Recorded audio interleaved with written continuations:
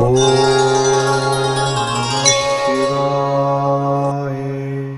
நேயர்களே, spiritual TV நேயர்களுக்கு லக்ஷ்மி நாராயணன் அன்பு வணக்கங்கள். இப்போ நம்ம பார்க்க போகிறது வார ராசி பலன் 10ஆம் தேதியிலேருந்து 16ஆம் தேதி வரை எப்படி இருக்க போதான்னு பார்க்க போகிறோம். எப்போதுமே சொல்கிறதாங்க, லக்னத்துக்கு பாருங்கள். ராசிக்கு பார்ப்பதை விட லக்னத்துக்கு பார்க்க ரொம்ப பர்ஃபெக்டாக இருக்கும். உதாரணமாக ஒரு மகர லக்னம் விருச்சிக ராசினா நீங்கள் விருச்சிக ராசிக்கான பலன்களை பார்க்கணும், மகர ராசிக்கான பலன்களை பார்க்க ரொம்ப பர்ஃபெக்டாக இருக்கும். முதல்ல வர்றது பொது பலன்கள், அதுக்கப்புறம் பார்த்தா தசாபக்தி பலன்கள். உங்கள் ஜனனகால ஜாதகத்தில் என்ன தசாபக்தி அந்தரங்களோ அதை நோட் பண்ணி வச்சு அதை வந்து மிங்கிள் பண்ணி பாருங்கள், ரொம்ப பர்ஃபெக்டாக இருக்கும். வீடியோட எண்ணில் டிப் ஆஃப் த வீக்கில் பிரதோஷத்தை பற்றியும் அமாவாசையை பற்றியும் சொல்லியிருக்கோம், மறக்காமல் பாருங்கள். மேஷராசி. ஸோ மேஷராசிக்கு வந்து பார்த்திங்கன்னா உங்களது ராசி அதிபதி செவ்வாய் வந்து 3ல், அதுவும் சுயசாரத்தில் போகிற ஒரு காலகட்டம். நிறைய நடக்காத ஒரு விஷயத்தை நினச்சி மண்டையில் போட்டு வளர்ட்டிக்கிட்டு ஒரு டென்ஷன் ஸ்ட்ரெஸ்ஸஸ் வர்றதுக்கான வாய்ப்புகள் இருக்குன்னா ரொம்ப ரொம்ப ரொம்ப ரொம்ப கவனமாக இருக்க வேண்டிய ஒரு காலகட்டங்கள். அதில் ஒரு 2 7ஆம் அதிபதியான சுகன் வந்து 6ல் வந்து நீச்சமாக அது சந்திரனுடைய சாரத்தில் போகும்பொழுது என்ன மாதிரி விஷயங்களும் வீடு சொத்துக்கள் சம்மந்தமான விஷயங்களில் கொஞ்சம் மன உளைச்சல்கள் ஸ்ட்ரெஸ்ஸஸ் வர்றதுக்கான வாய்ப்பு நிறைய இருக்குது. வேலையிலும் பார்த்திங்கன்னா கொஞ்சம் கம்ஃபர்ட் ஜோனாக இல்லாமல் ஏதோ ஒரு மன உளைச்சல், மனசில் வந்து ஒரு அழுத்தத்தோடைய வேலை செய்கிற ஒரு தன்மையை கண்டிப்பாக கொடுக்குங்க. ஏன்னா நீச்சம்ங்கிறது வந்து பார்த்திங்கன்னா மனசில் வந்து ஒரு தழும்புகளையும் ஒரு ஸ்க்ராச்சஸையும் உருவாக்கும். ஸோ இனம் தெரியாத ஒரு துக்கத்தோடு இருக்கிற மாதிரி ஃபீலிங் கண்டிப்பாக கொடுக்கும். அதுக்கப்புறம் பார்க்கும்போது உங்களுக்கு 3 மற்றும் 6ஆம் அதிபதியான புதன் வந்து பார்த்திங்கன்னா உங்களுக்கு வந்து சிறப்பான விஷயங்கள் என்னென்னா, அது வந்து இப்போ வந்து 4ல் இருக்கும்போது வீடு விற்பனை சம்மந்தமான விஷயங்கள், ஆக்கப்பூர்வமான விஷயங்கள் அற்புதமாக இருக்கும். மற்றபடி வந்து லோன் போட்டு ஏதாச்சும் வந்து ஒரு வீடு வாங்கலாமாங்கிற எண்ணங்கள் இருக்கும். பழைய வீடை விற்றுட்டு புது வீடு வாங்கலாமா அப்படின்ற எண்ணங்களும் கண்டிப்பாக இருக்கும். வேலையில் வந்து பார்த்திங்கன்னா நல்ல ஒரு முன்னேற்றங்கள், நல்ல ஒரு ப்ரொமோஷன்ஸை கண்டிப்பாக எதிர்பார்க்கலாம். அதுக்கப்புறம் பார்க்கும்போது உங்களது 8ஆம் அதிபதியான செவ்வாய். ஸோ 8ஆம் அதிபதியான செவ்வாய் 3ல் இருக்கும்போது நடக்காத ஒரு விஷயத்தை நடந்ததாக நினச்சி இல்யூஷன் சொல்லுவோம். ஸோ இல்யூஷனில் வந்து கற்பனையிலே வந்து சில நெகட்டிவாக ஃபீல் பண்ணி டென்ஷன் ஆகிறதுக்கான வாய்ப்புனா அதெல்லாம் கொஞ்சம் தவிர்த்துக்கிறது நல்லது.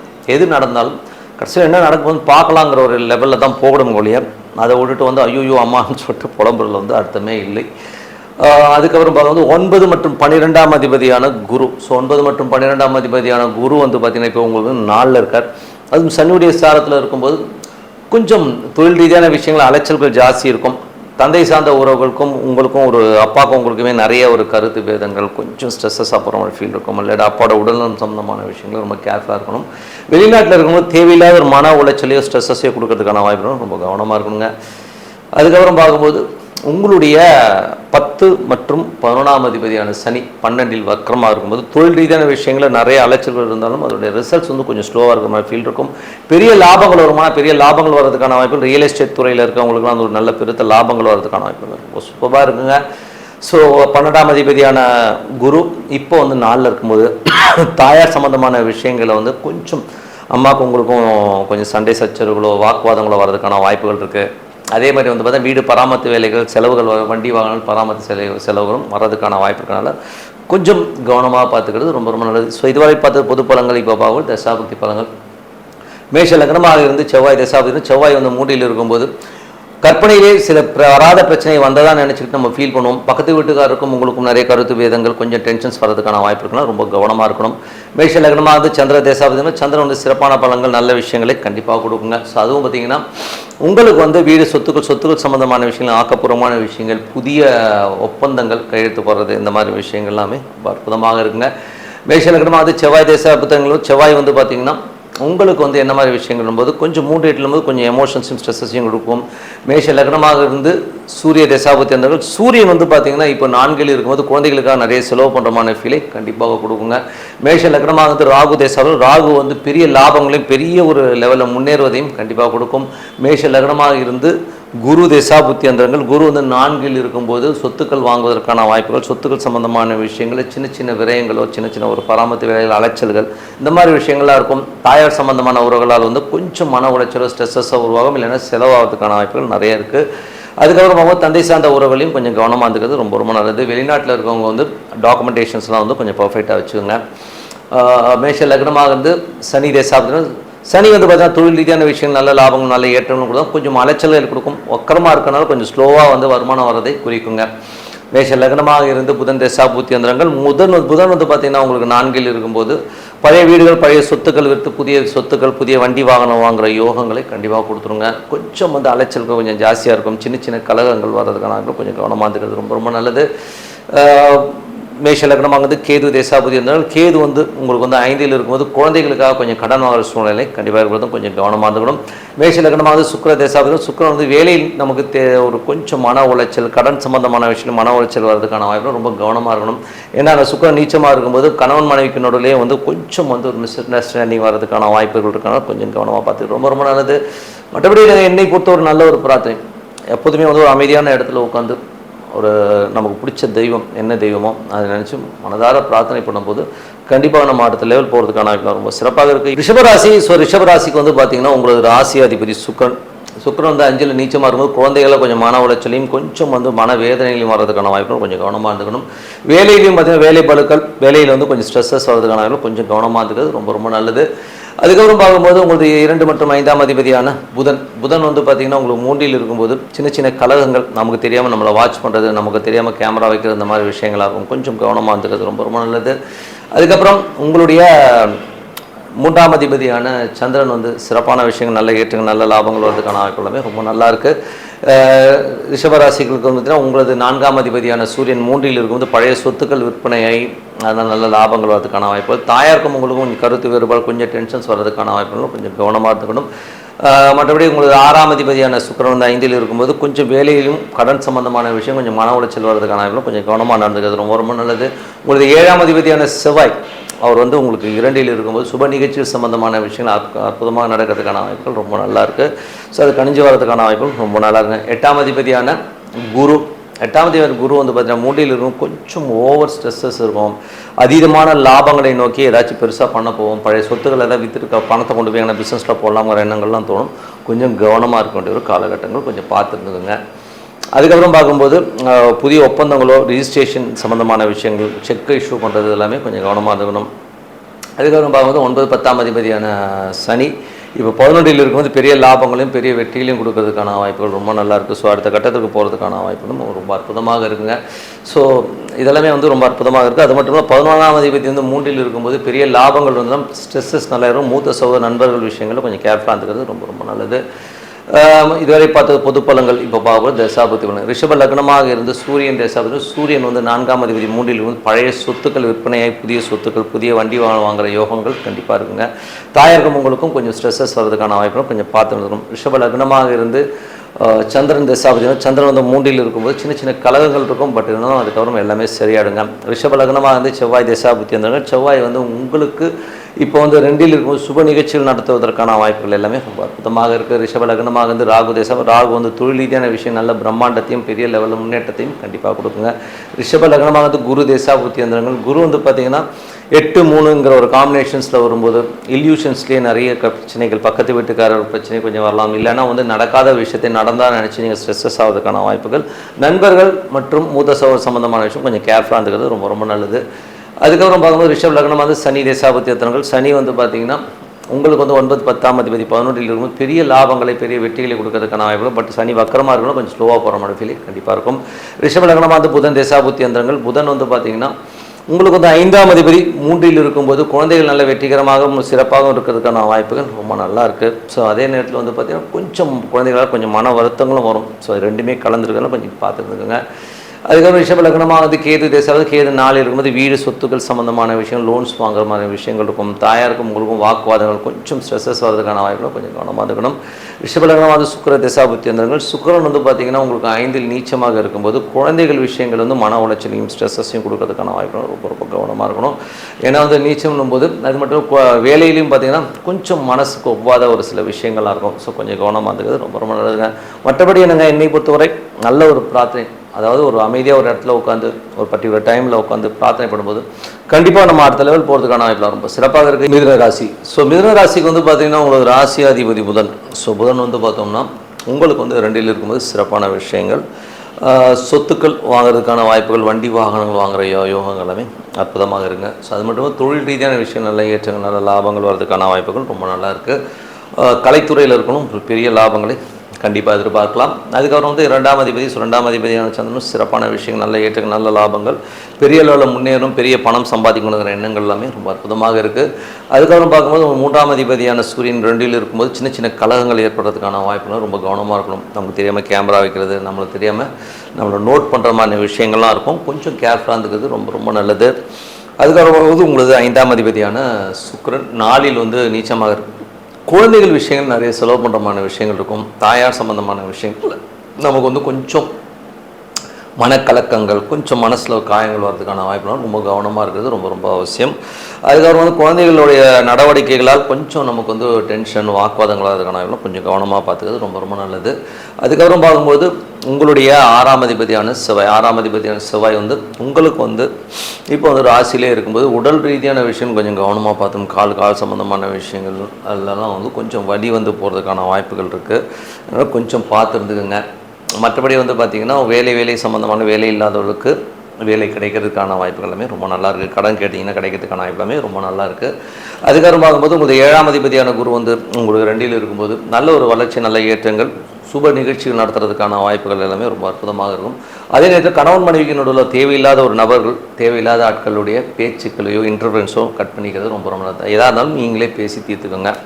அதுக்கப்புறம் பார்க்கும்போது உங்களுக்கு 8ஆம் அதிபதி மற்றும் 9ஆம் அதிபதியான சனி 10ல் இருக்கும்போது தொழில் ரீதியான விஷயங்கள் நல்ல ஏற்றங்களையும் நல்ல லாபங்களையும் கொடுக்கறதுக்கான வாய்ப்புகள் ரொம்ப அற்புதமாக இருக்குது. அதே நேரம் கொஞ்சம் கவனமாக இருக்கும். அந்த இன்வெஸ்ட்மெண்ட்ஸ் பண்ணும்போது கொஞ்சம் பார்த்து கவனமாக இருக்கிறது ரொம்ப ரொம்ப நல்லது. மற்றபடி வந்து உங்களது 10ஆம் அதிபதி வந்து உங்களுக்கு வந்து 2ல் இருக்கும்போது தொழில் ரீதியான விஷயம் நல்ல பெரிய முன்னேற்றம், பெரிய லாபங்கள் வர்றதுக்கான வாய்ப்பு இருக்குது. எல்லாமே ரொம்ப சிறப்பு தான். 11ஆம் அதிபதியான செவ்வாய் உங்களுக்கு வந்து இப்போது ராசியிலே இருக்கும்போது நல்ல லாபங்கள், நல்ல ஏற்றங்கள் வர்றதுக்கான வாய்ப்புகள் ரொம்ப நல்லாயிருக்கும். அதே நேரத்தில் ஒரு 6ஆம் அதிபதி என்னும்போது கால் வலி, கால் பெயின் இந்த மாதிரி விஷயங்கள்லாம் வரதுக்கான வாய்ப்புகள் கொஞ்சம் கவனமாக பார்த்துக்கிறது ரொம்ப ரொம்ப நல்லதுங்க. மற்றபடி என்னங்க, இதுவரை பார்த்தது வந்து பொது பலன்கள். இப்போ பார்க்கும்போது தசாபக்தி பலன்கள். மிதுன லக்னமாக இருந்து சூரியன் திசாவிலும் சூரியன் வந்து உங்களுக்கு 3ஆம் அதிபதி 2ல் இருக்கும்போது கலகங்கள் ஏற்படுறதுக்கான வாய்ப்புகள் ரொம்ப கவனமாக இருக்கணும். நமக்கு தெரியாமல் வந்து ஒரு கேமரா வைக்கிறது, கொஞ்சம் வந்து நம்மளை நோட் பண்ணுறமான விஷயங்களாக இருக்கும். கொஞ்சம் கேர்ஃபுல்லாக பார்த்துக்குங்க. மிதுன லக்னமாக சந்திர தேசாபதி சந்திரன் வந்து பார்த்திங்கன்னா உங்களுக்கு என்ன மாதிரி விஷயங்களை பண்ணுவார் அப்படின்னும்போது சந்திரன் வந்து இப்போ வந்து உங்களுக்கு வந்து நல்ல ஒரு வருமானங்களையும் நல்ல ஏற்றங்களையும் கொடுக்கறதுக்கான வாய்ப்புகள் ரொம்ப நல்லா இருக்குது. சொத்துக்கள் சம்மந்தமான விஷயம் நல்ல ஏற்றங்கள், நல்ல லாபங்கள்லாம் இருக்கும். ஏன்னா மிதுன லக்னமாக இருந்து புதன் தசாபுத்தியந்திரங்களில் வந்து சிறப்பான விஷயங்கள், நல்ல புதிய சொத்துக்கள், புதிய ஒரு வருமானங்கள், வண்டி வாங்குகிற யோகங்களே கண்டிப்பாக இருக்கும். மிதுன லக்னமாக இருந்து செவ்வாய் தசாபுத்திரம் நல்ல ஒரு வருமானம் வந்து உடல் ரீதியான விஷயங்களும் கொஞ்சம் கவனமாக பார்த்தோம்னா வேலை இல்லாதவங்களுக்கு வேலை கிடைக்கும். மிதுன லக்னமாக இருந்து ராகு தசாபுத்திரம் நல்ல பயணங்களால் நல்ல லாபங்கள், நல்ல ஒரு வெளிநாடு இவர் பிரயாணங்களாக பெரிய லாபங்கள் வர்றதுக்கான வாய்ப்புகள் எல்லாமே ரொம்ப அற்புதமாக இருக்குது. வேலை விஷயமாக நிறைய பிரயாணங்கள் இருக்கும். அப்புறம் மிதுன லக்னமாக இருந்து குரு தேசாபதியும் குரு வந்து பார்த்திங்கன்னா பெரிய வருமானங்களும் பெரிய ஏற்றங்களையும் கொடுக்கறதுக்கான வாய்ப்புகள் இருந்தாலும் கணவன் மனைவிக்குள்ள சின்ன சின்ன கருத்து பேதங்கள், கொஞ்சம் ஸ்ட்ரெஸ்ஸஸ் வரதுக்கான வாய்ப்புகளும் ரொம்ப கவனமாக இருக்கணும். மிதுன லக்னமாக சனி தசாபத்தினா 8, 9ஆம் அதிபதி 10ல் இருக்கும். தொழில் ரீதியான விஷயங்கள் பெரிய லாபங்கள், பெரிய ஏற்றங்கள் வர மாதிரி இருந்தாலும் கொஞ்சம் கவனமாக இருந்துக்கணும். பெரிய ரிஸ்க்ஸ் எதுவுமே பெருசாக எடுக்காமல் கொஞ்சம் வந்து நியூட்ரலாக சேஃப்கார்டாக ப்ளே பண்ணுறது ரொம்ப ரொம்ப அவசியம். மிதுன லக்னமாக இருந்து கேது தேசாபதம் கேது வந்து 3ல் வந்து நல்ல தைரியத்தையும் நல்ல ஏற்றங்களையும் நல்ல ஒரு போல்ட்னஸ் கொடுக்கும். ஸோ உங்களுக்கு முயற்சியில் ஒரு பெரிய வெற்றி கிடைக்கிறதுக்கான வாய்ப்புகள் எல்லாமே ரொம்ப நல்லாயிருக்கு. மிதுன லக்னமாக இருந்து சுக்கிர தேசாபத்தியந்திரங்கள் சுக்கிரன் வந்து பார்த்திங்கன்னா உங்களுக்கு 4ல் நீச்சம். ஸோ 4ல் நீச்சமாக இருக்கும்போது தேவையில்லாத ஒரு நிலபுலன்கள், சொத்துக்கள் சம்மந்தமான விஷயங்களால் கொஞ்சம் மன உளைச்சல் ஏற்பட்டு, இல்லை தாயார் சம்மந்தமான உறவுகளால் மன உளைச்சல் ஏற்பட்டு நைட் தூங்காமல் இருக்கிறது இந்த மாதிரிலாம் இருக்கும். மன வருத்தங்கள் இருக்கிறனால கொஞ்சம் இறை பிரார்த்தனை பண்ணிக்கிறது நல்லது. இதெல்லாம் வந்து ஒரு மேட்டர் ஆஃப் ஒரு 15-20 டேஸ் தான். ஸோ அதனால் வந்து கொஞ்சம் கவனமாக பார்த்தோம். குழந்தைகள் விஷயங்களில் பார்த்திங்கன்னா கொஞ்சம் செலவு வர்றதுக்கான வாய்ப்பில் கொஞ்சம் பார்த்துருந்துக்கணும். மற்றபடி என்னை பொறுத்தவரை நல்ல ஒரு பிரார்த்தனை, ஏதாவது ஒரு தெய்வத்தை, உங்களுக்கு பிடித்த தெய்வத்தை மனதார வந்து டெய்லி ஒரு காலையில் ஒரு பர்டிகுலர் டைம் ஃபிக்ஸ் பண்ணி அமைதியாக உட்காந்து பிரார்த்தனை பண்ணுங்கள். கண்டிப்பாக நம்ம அடுத்த லெவல் போகிறதுக்கான வாய்ப்பு ரொம்ப சிறப்பாக இருக்குது. Tip of the week. So tip of the வீக்கில் வந்து பார்த்திங்கன்னா பிரதோஷம். ஸோ ஃபஸ்ட்டு வந்து நம்ம பிரதோஷத்தை பார்ப்போம். அதுக்கப்புறம் அமாவாசையை பற்றி பார்ப்போம். ஸோ பிரதோஷம் என்பது வந்து பார்த்திங்கன்னா ஒரு பர்டிகுலர் டைமில் வந்து விஷகாலம் சொல்லுவோம். அந்த விஷகாலத்தில் அந்த 4:30 மணிலேருந்து 6 மணி வரை அந்த ஈஸ்வர சன்னிதானத்தில் நம்ம வந்து அந்த பிரதோஷ காலங்களில் வழிபாடு பண்ணும்போது வழியாக எத்தனையோ தோஷங்களோடு நம்ம பிறக்கிறோம். ஸோ நமக்கே தெரியாது ஸோ நம்ம என்ன தோஷத்தில் என்ன ஒரு கர்மாவோட பிறந்திருக்கோம்னு.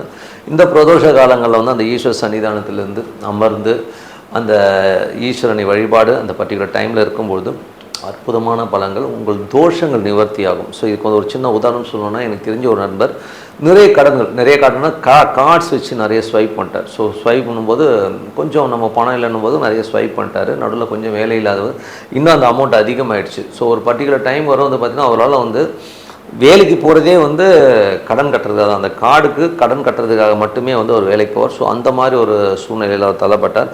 ஆனால் அந்த மனுஷன் வந்து இதுலேருந்து வெளியில் வரணுன்றதுக்காக ஒரு பிரதோஷமும் மிஸ் பண்ணாமல் எல்லா பிரதோஷமும் அட்டன் பண்ண ஆரம்பித்தார். ஒரு பர்டிகுலர் டைமில் வந்து என்ன ஆச்சுன்னா இது வந்து வீட்டுக்கு தெரிய ஆரம்பிச்சிது. ஸோ இது வந்து வெளியிலேயே தெரியாமல் ஒரு சீக்ரெட்டாக வந்து இந்த பணத்தை கட்டிகிட்டு இருந்தார்.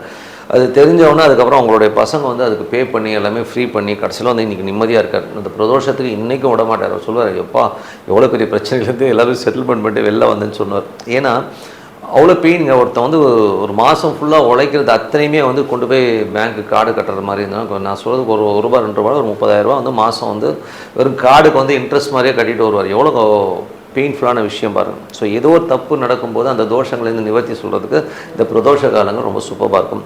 அடுத்தது பார்த்திங்கன்னா உங்களுக்கு வந்து இந்த பௌர்ணமி. ஸோ பௌர்ணமி வந்து பார்த்திங்கன்னா அற்புதமான பலன். பௌர்ணமிக்கு வந்து எந்த தேதி ரொம்ப முக்கியமான தேதின்னு சொல்லும் போது அமாவாசையும் பௌர்ணமியும் சொல்லுவோம். ஸோ அதே மாதிரி இப்போ அமாவாசை வருது. ஸோ அமாவாசைக்கு வந்து என்ன மாதிரி விஷயங்கள் பண்ணலாம் அப்படின்போது நமது மூதாதையர்கள், அமாவாசைனாலே வந்து மூதாதையர்கள் அன்றைக்கி வந்து திதி சூன்யம் வராது. ஸோ அதனால் எல்லா ராசியும் ஃப்ரீயாக இருக்கும். ஸோ அமாவாசையில் வந்து நல்லது பண்ணலாம்னா நல்லது பண்ணக்கூடாது. நல்லது வந்து ஒரு புது விஷயத்தை ஸ்டார்ட் பண்ணுறதெல்லாம் வந்து பண்ணக்கூடாது.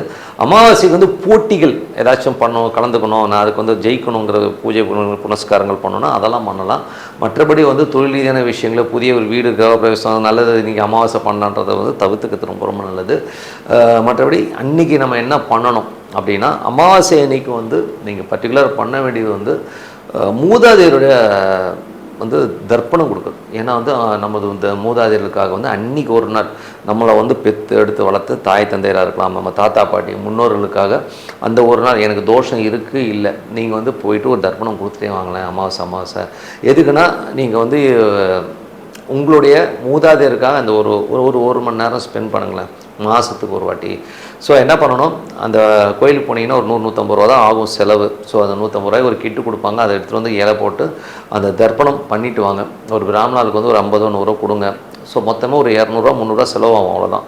ஸோ அந்த 300 வந்து அங்கே போயிட்டு தர்ப்பணம் பண்ணிவிட்டு வாங்க. உங்கள் லைஃப்பில் வந்து எவ்வளோ சேஞ்சஸ் வருது பாருங்கள். அதுவும் தர்ப்பணங்கிறது சும்மா அவர் வந்து ஏதோ மந்திரம் சொல்கிறார், நம்ம வந்து அப்படியே ரிப்பீட் பண்ணுறோம் அப்படிலாம் இல்லாமல் மனதார நம்ம வந்து அந்த விளக்கேற்றி அந்த தர்ப்பண இலை போட்டு அதெல்லாம் பண்ணும்போது நீங்கள் மனசால் வேண்டிக்கணும். என்ன வேண்டிக்கணும்னா, எங்கள் அப்பா அம்மா தாத்தா முப்பாட்டன் எனது வம்சாவழிகள் ஓகேங்களா, ஸோ இருக்கிறவங்க இதுக்கு முன்னாடி இருந்தவங்க ஏதாவது தப்பு தகராறு பண்ணியிருந்தாங்களோ, நாங்கள் ஏதாவது பாவம் செய்திருந்தால், எங்களால் ஒரு உயிர் வதை பண்ணியிருந்தால் வந்து எங்களை மன்னிச்சிருங்க அப்படின்னு சொல்லிட்டு எங்கள் தாத்தா பாட்டி முன்னோர்களை வந்து ஏதாச்சும் வழிபாடு குறைபாடுகளோ திதி குறைபாடுகளோ இருந்ததுன்னா மன்னிச்சிருங்க அப்படின்னு சொல்லிட்டு வணங்கி எங்களை வாழ்த்தணும்னு சொல்லி நீங்கள் வந்து உங்களுக்கு ஆத்மா இறைவனுடைய சார நான் பிரார்த்திக்கிறேன், என்னுடைய இந்த விஷயத்தை வந்து நீங்கள் ஏற்றுக்கோங்கன்னு சொல்லிட்டு நீங்கள் வந்து அன்னைக்கு வந்து பரிபூர்ணமாக அமாவாசை அன்னைக்கு வேண்டணும். ஸோ அப்படி வேண்டும்போது அற்புதமான பலன், சிறப்பான பலன்கள், உங்கள் லைஃப் வந்து டேர்னிங் பாயிண்ட் ஆகி ரொம்ப அடுத்த லெவல் போகிறதெல்லாமே ரொம்ப அற்புதமாகும்.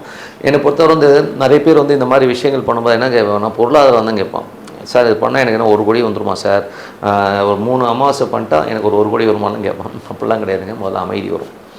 அமைதிக்கிறது எவ்வளோ பெரிய விஷயம், நீங்கள் காசு கொடுத்தா கூட வாங்க முடியாது ஓகேங்களா. எனக்கு தெரிஞ்ச எவ்வளோ பேர் வந்து 2 மணி 3 மணி வரை வந்து பல கோடீஸ்வரர்கள் வந்து பாரில் உட்காந்து சரக்கு அடிச்சுட்டு தூக்கம் வரலன்னு சொல்லிட்டு சுற்றிட்டு இருக்கவங்களாம் எனக்கு நல்லா தெரியும். அதனால் அமைதி சந்தோஷம், உங்கள் குடும்பத்தில் வந்து அமைதியும் சந்தோஷம் நிலவும்னா இந்த மாதிரி விஷயங்கள் பண்ணுங்கன்னு சொல்லிட்டு உங்களோட விடைபெறுவது உங்கள் லக்ஷ்மி நாராயணன். நன்றி, வணக்கம்.